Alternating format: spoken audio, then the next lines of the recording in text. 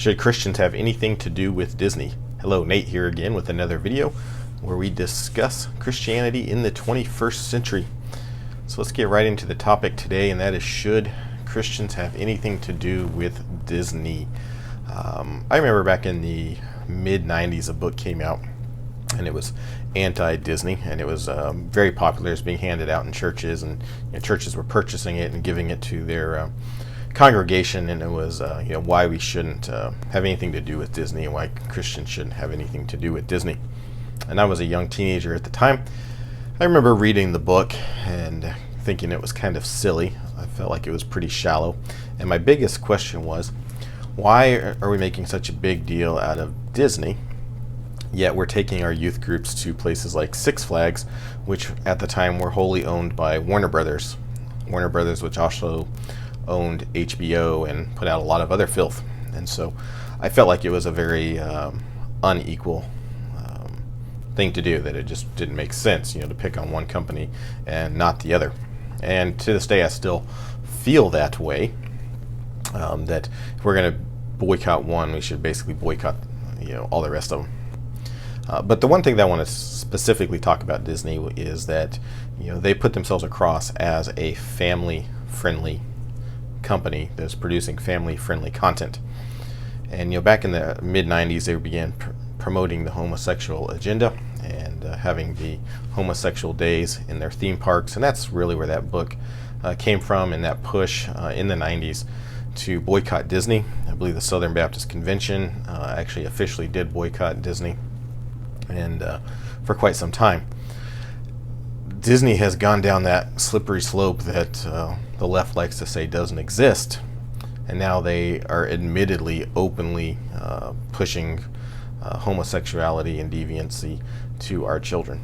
I mean, they have admitted that they are putting as much homosexual content into their videos as they can possibly get by.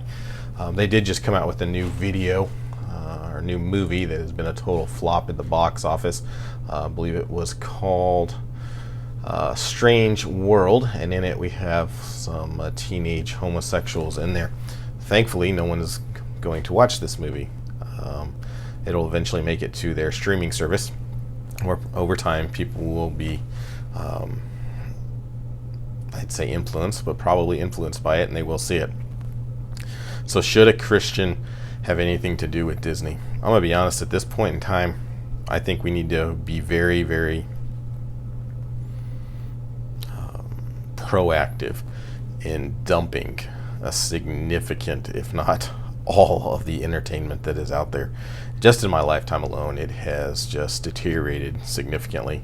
If you want to watch a movie, there's plenty of old stuff out there that you can purchase, that's fairly safe, even though some of it's not as safe as we think, to watch. But the stuff that's being put out today, I don't see how as Christians we can pay for things such as Netflix, Disney Plus, and all the things that are owned by Disney. I mean, it's a massive amount of things that is owned by Disney. They own Hulu, I believe it's ESPN, Touchstone, Marvel, Lucasfilm, A&E, the History Channel, Lifetime, Pixar, a bunch of other companies. And so, you're like, well, it's just too hard to get rid of all that. Well, I mean, is it really?